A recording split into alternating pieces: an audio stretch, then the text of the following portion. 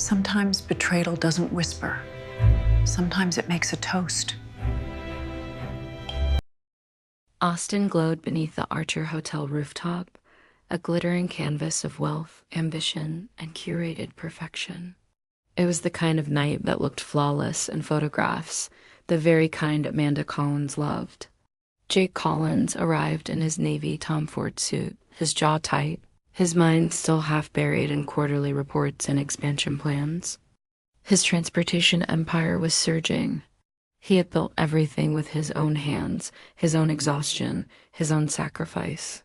Amanda, meanwhile, floated through the rooftop garden like a woman auditioning for royalty.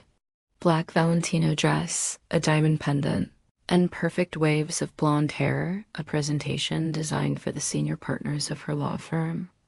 "Everyone, this is my husband, Jake Collins," she announced with a smile that was polished and brittle. But Jake saw the signs immediately, Matt Lawrence's hand lingering on Amanda's shoulder, her blush at his jokes. The way their eyes found each other too quickly, too often. Then came the toast. Matt stepped forward, glass in hand, confidence dripping from every edge of his posture. His smile sharpened into something predatory. "To the husbands who pay the bills and keep the home fires burning," he declared, while the real partners helped their wives climb the ladder of success. Laughter erupted. A few sympathetic glances shot toward Jake. Amanda froze, but did not defend him. She sipped her champagne instead. And in that moment, Jake saw his marriage for what it really was, a stage where he played the fool and Matt played the secret lead. He said nothing. He simply raised his glass, swallowed his pride, and memorized every detail. The Jake who entered that party died on that rooftop. When Amanda wandered off with Matt to a secluded corner of the garden, Jake checked the time, 9:47 p.m. 17 minutes later, she returned with smudged lipstick and hastily arranged hair. The message was clear. Betrayal rarely announces itself. Sometimes it just raises a glass under shimmering lights.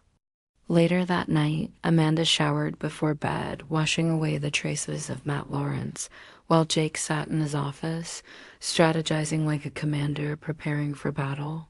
When her breathing softened to sleep, he opened her tablet.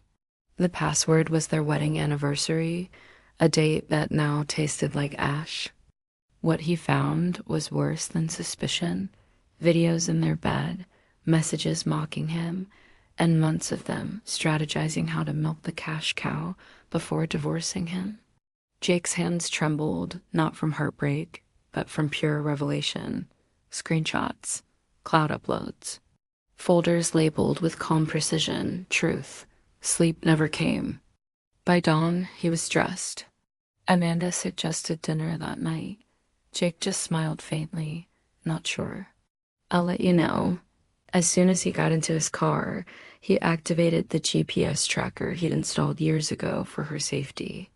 Amanda claimed she'd be working at the office all afternoon. The tracker told the real story. Her dot drifted straight to Matt Lawrence's upscale townhome. Jake didn't rage. He drove to the one person who could help him burn it all down correctly, Alex Ridley, attorney, friend, strategist. Alex opened the door in sweatpants and a t-shirt. "You look like hell," he said. "What's going on?" Jake handed him the truth. And Alex's face changed from concern to disbelief to cold, sharp focus. "Okay," Alex said quietly. "What do you want?" Jake's voice was steady. "The best divorce attorney in Texas, a private investigator. And every contract my company has with Lawrence and Price." War had begun. By noon, Jake had a pie digging into Matt Lawrence's career. He'd retained Margaret Winters, a ruthless and brilliant divorce attorney. She reviewed his evidence with clinical satisfaction. "You have her," she said. "You have him. And you have their firm if you choose." Jake wasn't seeking drama. He was designing consequences. Margaret drafted the papers. "Coordinate with your next move," she advised. Maximum impact. Monday morning, Jake arrived at Lawrence and Price in his charcoal Armani suit, calm, composed, lethal. He bypassed the lower floors and went straight to the top. Senior partners William Price and James Harrison exchanged worried glances as Jake sat before them. Then he delivered his verdict. My company is terminating all contracts with Lawrence, and Price, unless Matt Lawrence is fired by 10 a.m. Their shock was immediate. That's impossible, Harrison sputtered. Jake opened his portfolio and laid out the evidence.